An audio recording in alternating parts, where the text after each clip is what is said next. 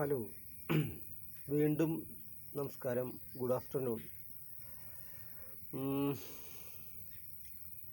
ഇന്ന് ഞാൻ കുറച്ച് പുരാണം പറയാമെന്ന് വിചാരിച്ചു. പുരാണമല്ല, ചെറിയ ചെറിയ ഇത് ഞാൻ ലൈവല്ല, ഞാൻ യൂട്യൂബിൽ ഇട്ടിട്ടുമില്ല. പക്ഷെ ലൈവ് ആക്കണതും ഒരു തരം പ്രത്യേക തരം നിങ്ങളുടെ ഒരു തരം എന്താ പറയുക, ഒരു ചെയ്യുന്ന ആൾക്കാരുടെ, അതായത് പണ്ടോട്ടെ എപ്പോഴോ തുടങ്ങിയതാണ് ഇതൊക്കെ. ഞാൻ എൻ്റെ മുഖം കാണിക്കാന്ന് വെച്ച് കഴിഞ്ഞാൽ അതിൻ്റെ ഒരു ഇതില്ല, എനിക്ക് ക്യാമറ ഇല്ല, നല്ലൊരു ക്യാമറ അല്ലെങ്കിൽ ഒരു സെറ്റപ്പ് ഇല്ല. എൻ്റെ യൂട്യൂബ് ചാനൽ എന്ന് പറഞ്ഞാൽ നല്ലൊരു എയിമിൽ നിൽക്കണ്ടല്ലേ, ആൾക്കാർ കാണുന്നതല്ലേ. ശബ്ദം, പ്രത്യേകിച്ച് സംഗീതം പുരാണമൊക്കെ പറയുമ്പോൾ തൽക്കാലം ശബ്ദം മതി എന്ന് വിചാരിച്ചിട്ടാണ് നിൽക്കുന്നത്. പിന്നെ ഒരു മൂഡില്ല, മൊത്തത്തിലൊരു ഡള്ളാണ് ജീവിതം.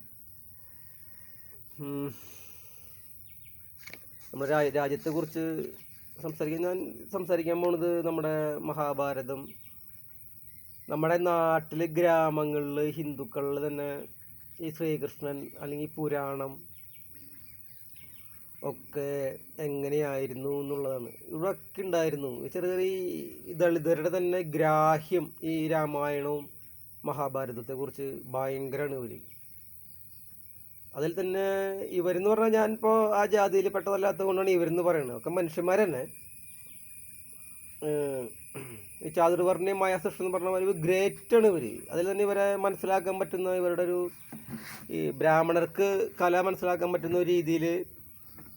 ബ്രാഹ്മണരുടെ കല എന്ന് പറഞ്ഞു കഴിഞ്ഞാൽ അക്ഷരശ്ലോകം എന്ന് തോന്നുന്നു. പിന്നെ നമ്മുടെ ജാതിയിൽ ഈ കഥകളി തൊട്ട് താഴ്ത്തേക്ക് ഒരുപാട് ജാതി പ്രകാരമായിട്ട് ഒരുപാട് പോയിട്ടുണ്ട്. എങ്കിൽ തന്നെയും ഈ ദളിതരുടെ മഹാഭാരതം രാമായണ ഗ്രാഹ്യം, ഇവരുടെ ഓണംകളി എന്ന് പറഞ്ഞു കഴിഞ്ഞാൽ ശരിക്കും നമ്മുടെ വയലാറ്, അതേപോലെ കാളിദാസൻ നമുക്ക് ഒരിക്കലും മുട്ടാൻ പറ്റില്ല. കാരണം കാളിദാസൻ എന്ന് പറഞ്ഞാൽ സംസ്കൃതത്തിൽ കാവ്യം രചിച്ചിട്ടുള്ള ആളാണ്. അത് എളുപ്പമല്ല. എനിക്ക് തോന്നുന്നു ഇന്ത്യയിലെ ആൾ മാത്രമേ ഉള്ളൂ എന്ന് തോന്നുന്നു, അത് ലോകത്തെ ആൾ മാത്രമേ ഉള്ളൂ എന്ന് തോന്നുന്നു കാളിദാസൻ. അതാണ് കാളിദാസൻ്റെ പ്രത്യേകത. അതെൻ്റെ ഇതറിയാവുന്ന ഒരു സുഹൃത്ത്, പണ്ടത്തെ സുഹൃത്ത് എതിരൻ കതിരവൻ എന്ന് പറഞ്ഞൊരു സയൻറ്റിസ്റ്റാണ്. ആൾ നല്ല കലാപ്രേമിയാണ് ആൾ. അവളോടേക്ക് ബഹുമാനമുണ്ട്. സോഷ്യൽ മീഡിയയിലേക്ക് അവളോട് മാത്രമേ ബഹുമാനമുള്ളൂ. മറ്റുള്ളവരോടൊക്കെ ഇഷ്ടമാണ്. പക്ഷേ എതിരൻ കതിരവനോട് എനിക്കുള്ള ഒരു ബഹുമാന സ്നേഹം പോലെ ലോകത്ത് ആരോടും ഇല്ല. എതിരൻ കതിരവനെ പുഴുകത്തിയതല്ല, അതിൻ്റെ പേര് ഞാൻ മറന്നു. ഒറിജിനൽ പേരൊന്നും അങ്ങനത്തെ ഒരു ഫ്രണ്ട്ഷിപ്പൊന്നുമല്ല ഞങ്ങൾ. പക്ഷേ ആളെ പരിചയപ്പെട്ടപ്പോൾ തൊട്ട് എനിക്കൊരു എന്തോ ഒരു ബഹുമാനം, എൻ്റെ ഭയങ്കര മുകളിൽ നിൽക്കുന്ന ഒരാളാണ് എതിരൻ കതിരവൻ. ആൾക്ക് ചിലപ്പോൾ അത് ഇഷ്ടമാവും ഞാൻ ഈ പറയുന്ന കാര്യങ്ങൾ. ആൾക്കാർ എൻ്റെ ഒരു ക്വാളിറ്റി ആൾക്കറിയാം. നമ്മളൊരു ചെറിയ ചെക്കൻ, നമ്മുടേതായ കാര്യങ്ങൾ ചിലയൊരു അത്രേ ഉള്ളൂ. ആളെ എന്നെ അങ്ങനെ കണ്ടിട്ടുള്ളൂ. പക്ഷെ ഞാൻ ആളെ കാണുന്നത് വേറെ ഗ്രേറ്റ് ലെവലില്ല. സോഷ്യൽ മീഡിയയിൽ അങ്ങനെ 3-4 സുഹൃത്തുക്കളുള്ളൂ എനിക്ക്. അതിൽ സ്ത്രീകളിങ്ങനെ ആക്രമകാരികളാവുമെന്ന് ഞാൻ അറിഞ്ഞില്ല. അപ്പം എനിക്കുണ്ടായ ബുദ്ധിമുട്ടുകളൊന്നും എതിരൻ കതിരവൻ അറിഞ്ഞിട്ടുണ്ടാവില്ല. ഈ ഒരു ഗ്രൂപ്പിലുണ്ടായിരുന്ന സ്ത്രീകളുടെ ഓരോ കുശുമ്പ് കാരണം എനിക്കുണ്ടായ കുശുമ്പല്ല, ഒരു തരം അവസ്ഥ, ഒരു പൊട്ട ഈ ദുർമന്ത്രവാദിനികളെ പോലുള്ള ഓരോ സ്ത്രീകൾ കാരണം ചെറിയ ചെറിയ പിള്ളേരുകൾ നശിക്കുക എന്ന് പറഞ്ഞ അത് നാളെ അറിഞ്ഞിട്ടുണ്ടാവില്ല. ഞാനോട് അതൊന്നുമല്ല പറയാൻ പോണേ. ഞാൻ മൊത്തത്തിൽ സംസാരിക്കുകയാണ് ഇപ്പോൾ.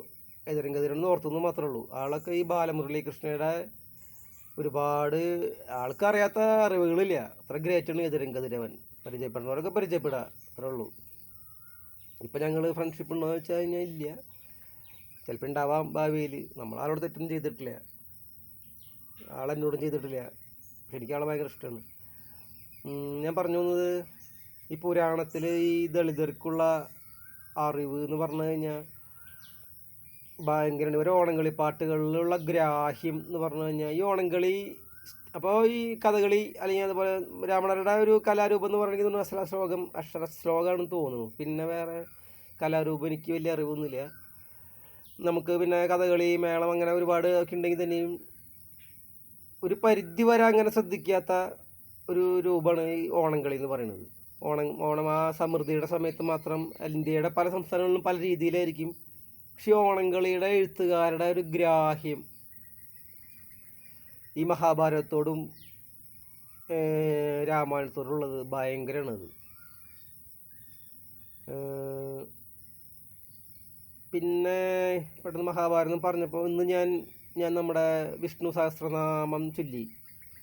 അപ്പോൾ ഇത് ഭീഷ്മരും യുധിഷ്ഠിരും തമ്മിലുള്ള ഒരു സംവാദത്തിലാണെന്നാണ് അതിലെന്തോ ഒരു വരിയിൽ എനിക്ക് മനസ്സിലായത്, ഈ ഭീഷ്മർ എന്ന് പറഞ്ഞു കഴിഞ്ഞാൽ ഒരു പ്രത്യേകതരം ധർമ്മിഷ്ഠനാണ്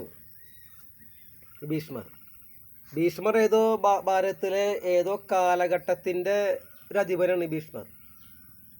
ഒന്നൊരു ത്രിമൂർത്തി സ്ത്രീകളെ പേടിച്ചിട്ട് ആ സ്ത്രീകളെ ഭയക്കുകയോ വെറുപ്പ് എന്നല്ലല്ലോ, സ്ത്രീകളെ ചിലപ്പോൾ ഭയക്കും മനുഷ്യന്മാർ. ഇപ്പം അമ്മയായാലും നമുക്കൊക്കെ ഒരു ചേച്ചിയായാലും പെങ്ങളായാലും ഒരു പ്രത്യേകതരം നമ്മൾ അത് അറിഞ്ഞോ അറിയാതെയോ, എനിക്ക് പെങ്ങളില്ല, പക്ഷെ അതുകൊണ്ട് തന്നെ എനിക്ക് ഒരു അമ്മ ഒഴിച്ച് മറ്റുള്ള സ്ത്രീകളുടെ ഒരു ചില പെങ്ങന്മാർ ചിലപ്പോൾ വേണമെന്നാണ് എനിക്ക് ഇപ്പോൾ തോന്നുന്നത്. ഒരു പെങ്ങൾ വേണ്ടതായിരുന്നു നമുക്ക്. അപ്പോൾ 2 അമ്മമാരുടെ ഒരു സ്ഥാനമൊക്കെ നമുക്ക് കിട്ടിയാനെ.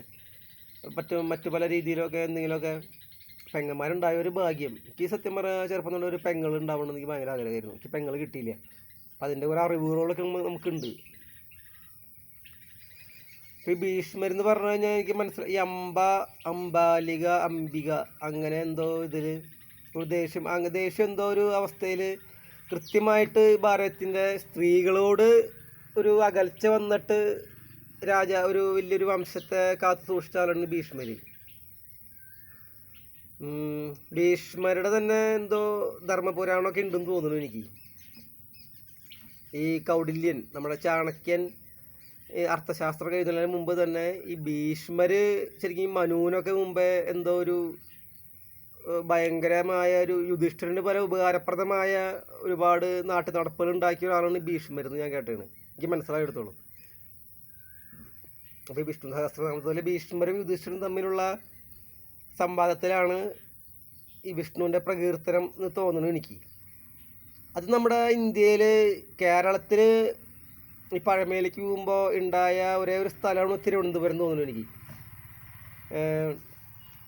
ഈ നമ്മുടെ തിരുവനന്തപുരം ആണെങ്കിൽ ഇപ്പോൾ രാജാവായാലും ഇപ്പോൾ അവരുടെ കഥകൾ, മാർത്താണ്ഡവർമ്മ തൊട്ടുള്ള കഥകളും അല്ലെങ്കിൽ മറ്റുള്ള നോവലുകളോ അല്ലെങ്കിൽ സംഭാഷണങ്ങളൊക്കെ വായിച്ചു കഴിഞ്ഞാൽ ഒക്കെ അണ്ടർ അനന്തപത്മനാഭനാണ്. പത്മനാഭൻ്റെ മണ്ണ് എന്ന് പറയുന്നത് വേറെ നമ്മുടെ കേരളത്തിൽ ഇപ്പോൾ തൃശ്ശൂർ വടക്കുന്നാഥനുണ്ട്, മലപ്പുറത്ത് അങ്ങനെയുണ്ട്, അല്ലെങ്കിൽ മധ്യ തിരുവിതാംകൂറുണ്ട്, ഇന്ത്യയിൽ പുരുക്ഷേത്രങ്ങളുണ്ട്. പക്ഷേ അത് നമുക്കറിയില്ല അങ്ങനത്തെ. പക്ഷേ ഈ തിരുവനന്തപുരം നിവാസികൾ സാധാരണ അനന്തപത്മനാഭൻ്റെ മണ്ണെന്നാണ് പറയാറ്. കാരണം ബ്രാഹ്മണർക്കും മുകളിലാണ് നമ്മുടെ പ്രതിഷ്ഠകൾ എന്നുള്ള രീതിയിലാണ് ഇതിൻ്റെയൊക്കെ ഒരു അവസ്ഥ. നമ്മുടെ വിഷ്ണുവായാലും അവിടെ അനന്തശയനായാലും അതാണ് ഈ പത്മനാഭൻ്റെ മണ്ണ്. ഇത് പറയാനുള്ള കാരണം ആ ഒരു പോയിന്റ് നിങ്ങൾക്ക് മനസ്സിലാവുന്നുണ്ടോ? ഞാൻ പറഞ്ഞു, എനിക്ക് പെട്ടെന്ന് കിട്ടണില്ലേ ഞാൻ എന്തിട്ട് പറഞ്ഞു വന്നതെന്നുള്ളത്. അപ്പോൾ ഈ ദളിതർ എന്ന് പറഞ്ഞു കഴിഞ്ഞാൽ ഇവരുടെ ഒരു ഗ്രാഹ്യം ഇവരുടെ ഒരു ഭക്തി. പിന്നെ ഈ ഓണംകളി എന്ന് പറഞ്ഞു കഴിഞ്ഞാൽ ഒരു പ്രത്യേക തരം ഒരു മറ്റുള്ള ഈ ബ്രാഹ്മണരും ഇപ്പോൾ ചണ്ടാലൻ അല്ലയോ ബ്രാഹ്മണർക്ക് എപ്പോഴോ ചണ്ടാലനോട് ദേഷ്യം വരുമ്പോഴൊക്കെ പരമശിവനും പ്രത്യക്ഷപ്പെട്ടിട്ടുണ്ടെന്നാണ് പറയുന്നത്. ഇപ്പോൾ അങ്ങനെയാണ് നമ്മുടെ കഥകൾ. പിന്നെ ബ്രാഹ്മണർക്ക് ഒരുപാട് ദുഷ്കഥകളും കേൾക്കേണ്ടി വന്നു. അത് നാടിൻ്റെ ഒരു മാർക്സിസം തെറ്റായി പോയതിൻ്റെ അവസ്ഥയിലാണ് ഉണ്ടായത്. അതൊക്കെ എല്ലാം ഹിന്ദുവിനെ മേത്തേക്ക് വയ്ക്കുക, ഏറ്റവും നല്ല ജീവിതം ജീവിക്കുന്നവരുടെ മേത്തേക്ക് അല്ലെങ്കിൽ ഏറ്റവും ഒരു ഇതുള്ള ആൾക്കാരുടെ മേത്തേക്ക് എല്ലാ കുറ്റങ്ങളും ചാർത്താന്ന് പറഞ്ഞ ഒരു പൊട്ട മാർക്സിസത്തിൻ്റെ അവസ്ഥ.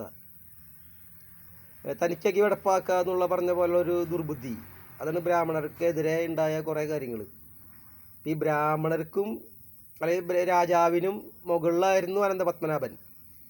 അത് പറഞ്ഞിട്ടുള്ള ഒരു സ്ഥലം എനിക്ക് തോന്നുന്നു അതിപ്പോൾ മാർത്താണ്ഡവർമ്മയോ ചിത്ര തിരുനാളോ ആരായിരുന്നു അവിടുത്തെ, അതൊക്കെ നമ്മുടെ വായിക്കുമ്പോഴൊക്കെ പത്മനാഭൻ്റെ മണ്ണ്, പത്മനാഭൻ്റെ ദാസന്മാരെന്ന് പറയാനുള്ള കാരണം അതാണ്. നമ്മുടെ ഏറ്റവും മുകളിൽ അവിടെ അമ്പലങ്ങളിലെ നമ്മുടെ ഈ ദൈവവിശ്വാസമായിരുന്നു എന്നുള്ളതാണ് അതിൻ്റെ ഒരു ഞാൻ പറഞ്ഞു വരുന്നതിൻ്റെ ഒരു സാരം.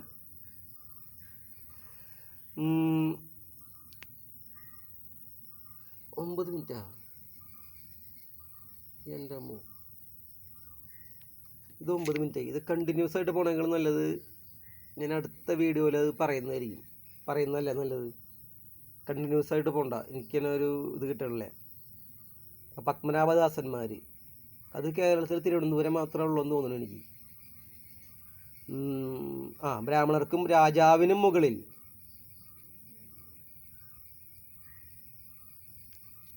അപ്പോൾ ഇതിൻ്റെ കണ്ടിന്യൂസ് അടുത്ത വീഡിയോയിൽ ഞാൻ പറയാം.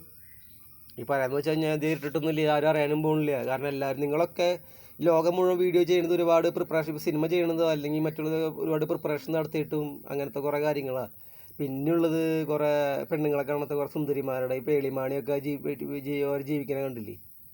വെറുതെ കാണാൻ ഗുണാകെ ഭാര്യയും ഭർത്താവും അത് കാണാനായിട്ട് കുറേ ഈ സീരിയലുകാരൊക്കെ, ഞാൻ കുറ്റം പറയണമെന്നല്ല, നമുക്കിപ്പോൾ ഒരു റേറ്റിംഗ് ഉണ്ടാവണമല്ലോ അല്ലെങ്കിൽ മറ്റേ സബ്സ്ക്രൈബേഴ്സ് ഉണ്ടാവാത്തതിൻ്റെ വിഷമമല്ല ഞാൻ പറയുന്നത്. നമ്മുടെ നാട്ടിൽ എന്ത് നടക്കണു, ഈ ആൾക്കാരെ അവിടെ ശ്രദ്ധിക്കണു എന്നൊരു പിടുത്തില്ല. പക്ഷെ ഇതൊന്നും ഇങ്ങനത്തെ ഒരു പൊട്ടലോകത്ത് ജീവിക്കുന്ന ആൾക്കാരൊക്കെ എന്നെ ശ്രദ്ധിക്കുന്നുണ്ട്. അത്രയ്ക്ക് ഭീകരമായ ഒരു 2-3 കള്ളികൾ കളിച്ചിട്ടുണ്ട് ഇതിൽ. ഞാൻ ചെയ്യണത് എന്താണെന്ന് അറിയാണ്ട് ലൈവ് ചെയ്യുന്നത് അറിയാണ്ടുള്ള കുറേ കാര്യങ്ങൾ കളിക്കുന്ന ഒരു പൊട്ടായിട്ടിയുടെ ഒരു പൊട്ടലോകം. ഇതെങ്ങനെ ഞാൻ അതിൽ സബ്ജക്റ്റായി എനിക്ക് ഇപ്പോഴും വലിയ പിടുത്തല്ലേ, എന്ന് സബ്ജക്റ്റായൊന്നും പിടുത്തില്ല. ഇതിൽ കുറേ ആൾക്കാർ ഒന്നും അറിയാത്ത പോലെ ഭയങ്കര ബുദ്ധിമാന്മാരായിട്ട് നിൽക്കുന്നുണ്ടവർ, ഒന്നും അറിയാത്ത പോലെ കുറേ ആൾക്കാർ. അതിൽ കുറേ ആൾക്കാരുടെ മക്കൾക്കും ചെറുമക്കൾക്കൊക്കെ ജോലി വരെ കിട്ടിയിട്ടുണ്ട്. ഇത് ആരും ഏറ്റവും മുകളിൽ ഇന്ത്യ മുഴുവൻ ഇങ്ങനെ നിൽക്കണമെന്ന് എനിക്കറിയില്ല, ആരാണ് സബ്ജക്റ്റാക്കിയെന്ന് എനിക്കറിയില്ല. ഇപ്പോൾ പത്മനാഭൻ ദാസന്മാർ നമ്മൾ പറഞ്ഞു വന്നത് ഓണംകളി, ഇവരുടെ മഹാഭാരതം, രാമായണത്തോടും നമ്മുടെ പുരാണങ്ങളുള്ള ഗ്രാഹ്യം, ഇതാണ് പറഞ്ഞു വന്നത്. ഇത് അടുത്ത വീഡിയോയിൽ പറയാം. 11 മിനിറ്റായി. എന്തൊരു വേഗം സമയം പോണ്. ഭഗവാനെ കാത്തുരക്ഷിക്കണേ.